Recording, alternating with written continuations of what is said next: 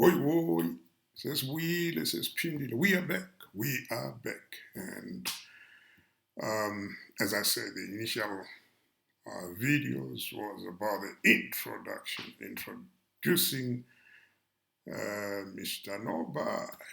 Yeah, sometimes about nobody come top, I think. Yeah, something like that. Yes. What are we going to talk about today? I think um, let's first talk about apartheid apartheid system. Yeah, that's apartheid system, right?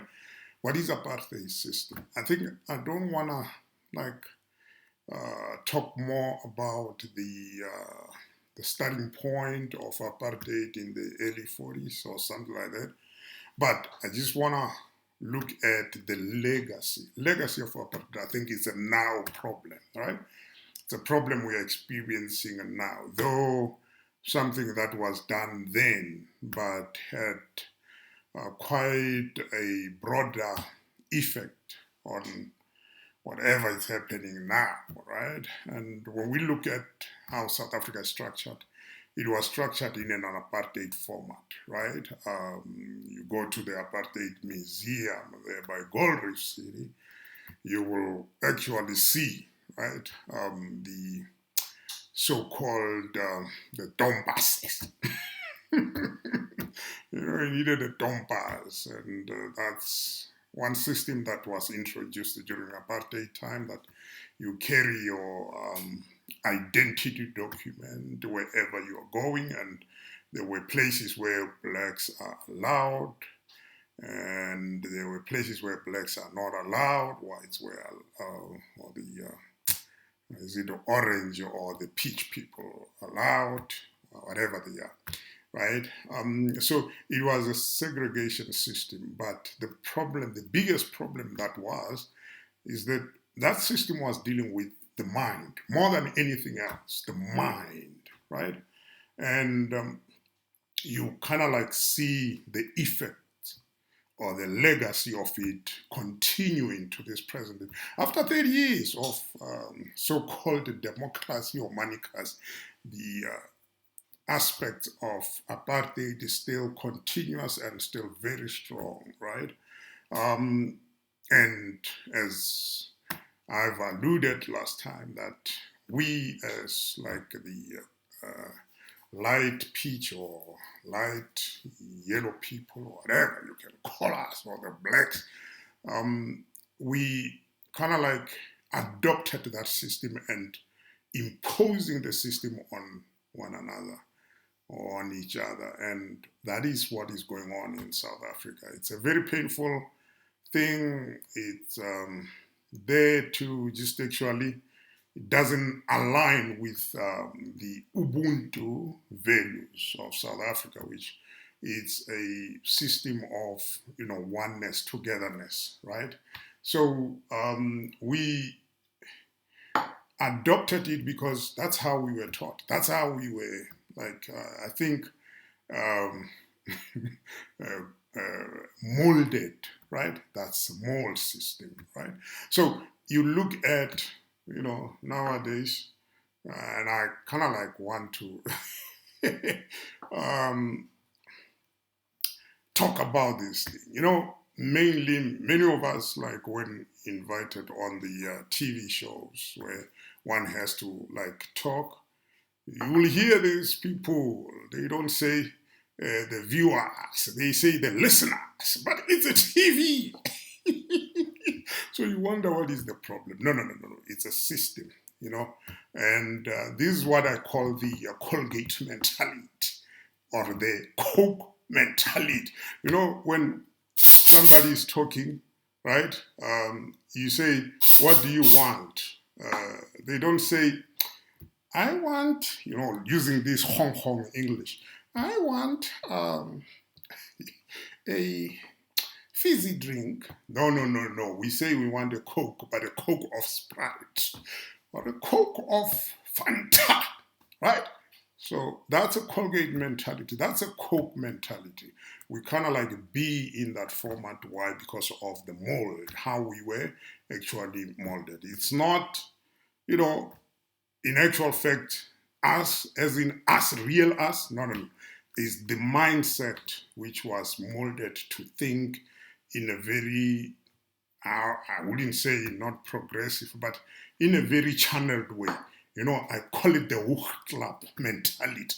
Hochklap, right? They put it on the donkeys and the horses to focus and go forward, right? That's what it is. So that system has damaged people's mindsets, and that's why I kept on saying, I think from the beginning, that there was something that needed to be done after the abolishment of this apartheid system, or after 1994. Post 94 elections, they should have been a, like, sort of, what can we say, a mind resuscitation programs, right? They should have called the shrinks, right? And then these shrinks, they should have focused on changing our mindset and bringing about progressiveness in our minds. But it was not done. And that's the reason why in this day in time, somebody will strike and go and do what? And abandon the clinic. Oh, can you imagine?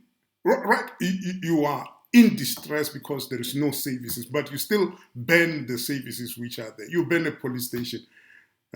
Tomorrow, where are you going to report the crime? You ban the clinic. Tomorrow, where are you? No, on the same day. Where are you going to, get a relief or pills for the wound that you inflicted on yourself? That's an apartheid system, right? It's still very much alive in our mindset, right? So, but the legacy itself, right? If you look at the legacy, as I said yesterday, there is this one issue which, to me, I think it's very imperative that we engage on it. People staying in Tokoza, right? Coming to work at Kempton Park, or Ekoruleni, right? So those people, what time do they wake up, right? What time do they get to work, right? You know that type of a thing. Or somebody staying in, what is that? Pitori, Machangeng. Soshazi. Yeah, I remember. Soshangu. Somebody staying in Soshangu, right? Working in the city of Pretoria. What time do you wake up in the morning? And what time do you get to work? And after that, after work, what time do you get home? Who's in actual fact taking care of your children? Who's raising your children, right? Nobody ever thought about that resuscitation program of saying, look, rather of you going to Pretoria, why don't we bring the city to you? And of which, when I remember Mandela in the early 90s, when he was canvassing for the elections, he was going around areas. So he came to one of the areas that I managed to go to, and he said, may his soul rest in peace. Let's not talk about the dead that much. But anyway, he said, look,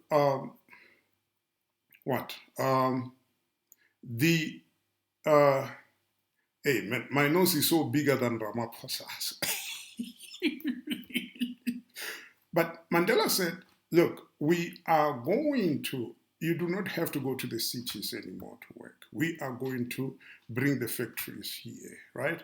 We are going to make sure that these people get the services where they stay, you see? So now, what does that mean? That means people were supposed not to go to the cities. They were supposed to work where they stay.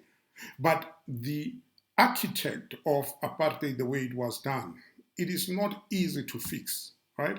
And that's where we'll come to the issue of land as well, right? To say the system of South Africa, it's so poorly planned, like a town planner sort of system. It's poorly planned that it's not easy to fix. Whoever is talking about, hey, we're going to fix things. Man, my nose so bigger than Ramaphosa's. Anybody who insinuated that they can fix the architect of South Africa, I think maybe they need to go to Vescopis. You know, Vescopis, Mashanying, right? We need to take them there because it's not any easy system. It can be fixed. I'm not saying it can't be fixed, but it will be fixed if the collective, right, come together and try to bring about a solution. But besides that, just one person talking nonsensical aspects, it's not going to happen. Forget it, right? We need to come together, South Africans. We need to be one. We need to speak with one voice. And I will quote the verse in the Bible. I forgot the verse number, but I remember the verse. What does it say? It says, men are one. Anything they've planned, they will manage to do it, right? Anything. But the problem with South Africa, we are not one. Eh? I remember that thing say, Simunye, oh, we are one. But we were never one. And the cause of that is the apartheid system, right? We do not understand one another. We don't want to understand one another. We fear one another. And it's the fear, in actual fact, of the unknown, right? But people like me, right, have engaged with different peoples, right, from different colors. And I found that, in actual fact, there isn't anything much to fear from one another. Nothing that I can say, look, we have to fear this. Unless one is doing evil stuff. Yeah, that's a different scenario altogether, right? But in actual fact, no, there's nothing to fear. We are one, right? Yeah, you know, that's the legacy of apartheid. As I say, you know, something should have been done, but nothing was ever done, right? And now we come to this land issue. I don't want to divulge or speak much about it because I think I'll have a separate video on it, and we need to, like, you know, we need to talk about this thing of land. We need to understand, right? Because people will say land this, land that, land this, land that. Okay, you have land. Look at Zim. They have land. They have land. West of all, me, I'm from the Bantu states. You know those Bantu area, but in the Transvaal, not Makwerekwere from Eastern Cape. You know, I call them Makwerekweres. Why? Because Eastern Cape was a Bantu state that was like Lesotho, right? For them to come to South Africa, they had a passport, you know, it was like a fence between us and them, right? So like there is a fence between us and Zim, us and Botswana. Botswana, they're still Makwerekwere, right? So now, this land issue it's a very, I could say, sensitive issue. Why? Because, you know, in the rurals, we had a lot of land, but nothing was done with that land. Why? Because we lacked monies to can make that land work for us, right? Yes, there are places where they use the land for subsistence farming. Man, I always have a problem with that ways because, you know, when you got, yeah, let me not mention it. But anyway, subsistence farming, right? We did that. We did not do commercial farming, right? So now, okay, if you use, everybody's using land for subsistence farming. What about the economy? What moves the economy? What builds the economy? Unlike when you look at the countries like USA, you got a city, you got the rurals, which are very minute, you got land for farming, and a massive land for farming, right? Why? Food security is imperative to have in this day in age. Look at the whole of Africa. They've got land, but what are they doing with that land? Of which Africa was supposed to be the ones who are doing what? Feeding the whole world. But we are not. As Africans, why? You see where the problem is with the land issue. But this my guy, you know, China has got a problem. I think somehow not understanding things and taking things lightly, it's a problem that cost Zimbabwean people their freedom in actual fact. Why would I say that? Because what is the use of freedom while you have an empty stomach, right? You say you are free, but in actual fact, you cross borders, you run borders, you go to other people's houses illegally. What is that? You see where the problem is? We are not like, in actual fact, discussing about these things. We leave them. At the end of the day, they are the things that brings about chaoticness in our lives, right? But these are the things that we need to talk about. My issue about the land. I'm not saying people should not have land. Yes, it's a right that we must exercise. People must have land. But at the same time, we must understand, why are you having a land for?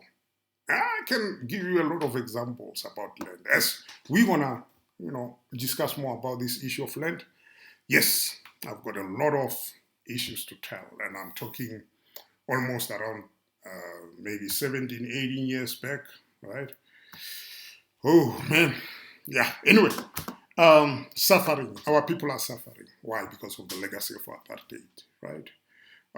It has like brought about that uh, degradation, right? You know, to degrade other people's standard. I mean, today, yeah, I'm facing, but to degrade other people's standard. That was apartheid system, the legacy of apartheid, right? To disrespect other people, whoever they are, right? And at the end of the day, that cost about, you know, you will see a young peach guy just beating your father in front of you, right? Beat you up. Nobody does anything about it. Nobody says anything. Everybody's scared of it. It was so harsh, right? That effect, if the Madalas at home, when they see a white person, they're scared of them. They can't even say anything, right? In actual fact, most of that generation, we are still scared of white people. I can speak English as I'm doing now, but when I get to a white person, yeesh. And that's how Malema is acting, right? But he doesn't understand there is a limit to anything, everything. The main thing is to get people of South Africa working. The main thing is to get people of South Africa owning. The main thing is to get, but it needs to be done in a proper manner, in a rightful manner, right? Don't just talk. Tomorrow something happened, you don't even have a solution. At least talk, but with looking at viable solutions which are tangible. Not the solution that we're gonna, what did they say? We're gonna take the Reserve Bank and we're gonna do this and we're gonna do that. I mean, already you can see the government institutions, they are beddling. They are highly beddling. As I said, there are beautiful women in that those government institutions or departments. What are they doing there?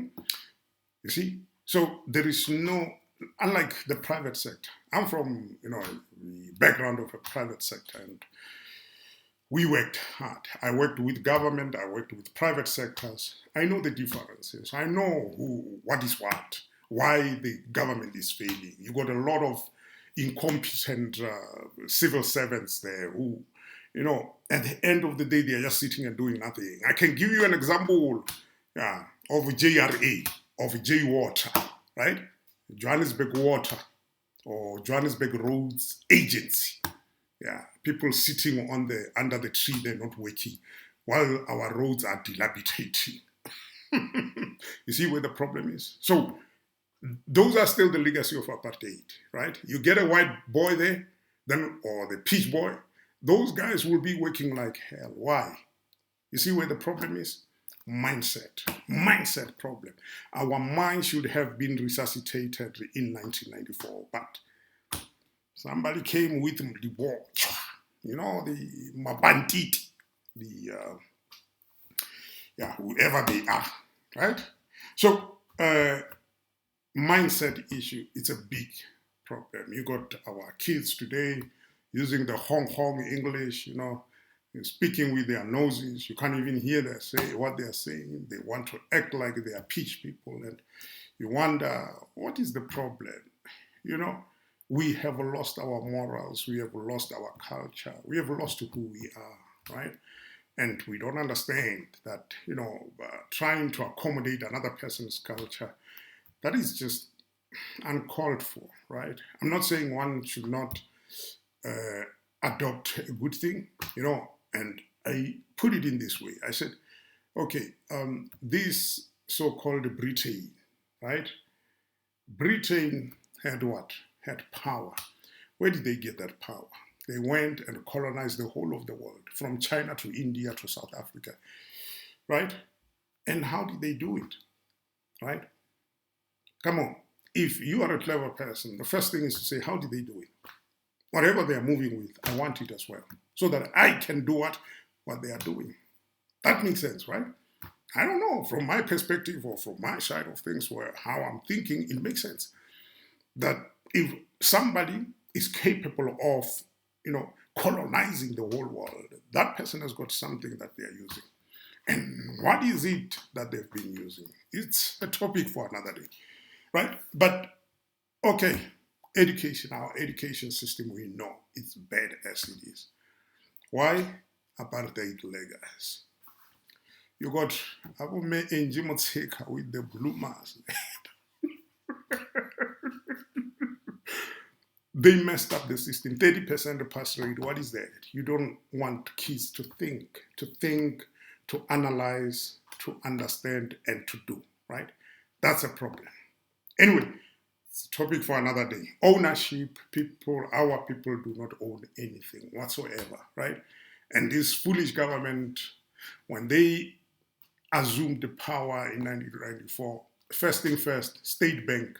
That was the first thing that they should have, forced that for, right? State bank, have a state bank, at least, right? When I come, I've got land, you'll give me money, right? You'll give me training, you'll give me, right? Training, right? Like skill sharing, right? Force the guys who are in power, share the skill, Papa, right? You are on our land, share the skill. They never did that, you see? So it's a big problem that we are experiencing now of joblessness, while South Africa is got, man, South Africa is well endowed. I'll tell you, when it comes to wealth, forget it. We are, though not the richest country in the world, but we are one of the richest countries in the world, right? The richest. I'm not talking about the less richest, the richest. Anyway, migrants, issues, right? I think this is as apartheid leaders, right? Because what? Those guys have helped us. Nigeria has helped us. Zimbabwe has helped us. Mozambique has helped us. And because of that, they feel entitled to just come in our land as they want. Why? Because when you talk, they will say, we have helped you. Forgetting that, we understand, yes, they did help. But at the end of the day, we need, that kind of like understanding sense of saying, how do we actually help one another? You see, rather than people committing crime here without some fingerprint stuff and stuff like that. It's a big issue. But this is some of the issues that, in actual fact, they are the legacy of the apartheid system. And one will ask, how are they? You don't understand. When you start asking, how are they the legacy of apartheid? You don't understand. Because if at least we didn't go and ask for sugar from the neighbor, and tomorrow the neighbor will not be entitled to come and ask for the maize meal, millie meal, whoopee, whatever they call it. I don't know. Anyway, the future, as per the legacy of apartheid, the future is very bleak. I tell you the truth. As we are standing now, people like Ramaphosa, because of the apartheid system, the apartheid mindset, what do? We feel like this person, when they come in, at least they will do something to resuscitate the system, but they didn't. They make it worse, right? You come in, things are working, but because of the apartheid mindset, everything belongs to the what? To the pitchman. He even give you money to do what? To win the elections. And when you win, what do? You have to pay back. That's the apartheid system. It's a mindset of apartheid system, right? So those are the things that are very imperative to understand and, to bring about solutions looking at those things, because those are the root causes of our problems. But we are not like looking at them and analyzing them and coming up with a tangible solution. No, all we do is just think in an apartheid way, do an apartheid thing, capture other people's culture, want to exercise those, wants to speak in a Hong Kong way. Man, a Bantu system was the best. Anyway, it was an oppressive system, but it was the best because we still kept our culture, right? Um, the issue of farm matters, right? The legacy of apartheid, right? Why? Because some of the blacks, and worst of all, these farm matters, I don't think they are being conducted by South Africans. Now, mainly it's Mozambicans. People from Mozambique. I don't know why we are not speaking about these Mozambican guys coming here speaking fake Zulu. Everybody says, yeah, it's the Zulu people. Of which the Zulu people now, you can have Inkabis and stuff like that, but the Zulu peoples are somehow not caring about those other issues of going around and, Zulus rather kill own selves. But the farm matters. I think the issue of the farm matters, it's very imperative that, it's not about blacks pointing white pointing blacks. No, it's the legacy of apartheid. And at the end of the day, it is easy to deal with. Farmers are making a lot of money. The government is giving them money, man. Why don't they have security and kill whoever comes to their land? I'm not saying kill as in kill, but those who come to kill you, man, you fight back, right? Farmers have got those, what we call makomps. Manyamandlu, the farm dwellers, the workers there. Come on, man. Those people are the ones who need to shield the farmer. Those people can work with the farmer to make the farmer safe. If the farmer cannot afford security, pay those people more, respect them, take care of them. Then from there, what are you saying about farm matters, right? Come on, it's logical. It's a way to think. They do not want to think. You can't keep on crying about farm matters while here farmers, they are killing like people with feeding them to the pigs. Nobody says anything about that. Why? Because a black person or brown person can just be murdered for a song.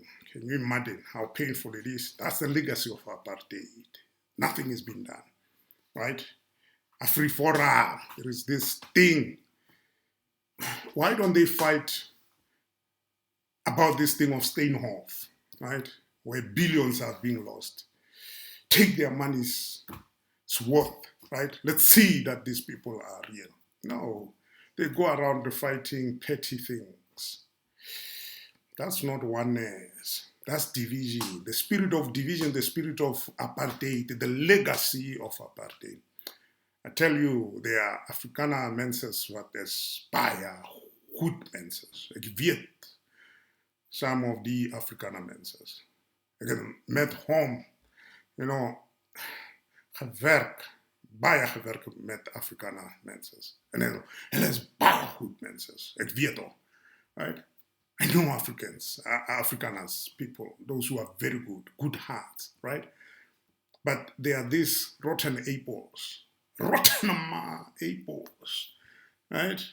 Which they try to always, put the standard of our country down, of which there is a need to stand together, address all these elephants in the room, and do the right thing. Guys, that was an apartheid legacy. There are still more things on apartheid legacy. This is part one. We won't have part two apartheid legacy. Talk more. I don't want to take most of your time because, I'm ranting like nobody's business. But anyway, it's a good rant because I believe that we need to start opening our mindset, right? Our minds need to open wide, understand things, so that when there's this thing called linear regression. You take different aspects, you bring them together, you get the proper line, right? From that line, you can vilify or verify, vilify or verify, whatever, which is tangible to can exercise, right? So somehow, somewhere, I think we are missing the point as South Africans. South Africa is the best country in the world. I love this country, right? I'll always do. But because of this rotten apples, which needs to be taken out of the system, yeah. Anyway, guys, see you on the next video. Hoi hoi. Kasilama North Mabone. See you on the next video. Shabbai.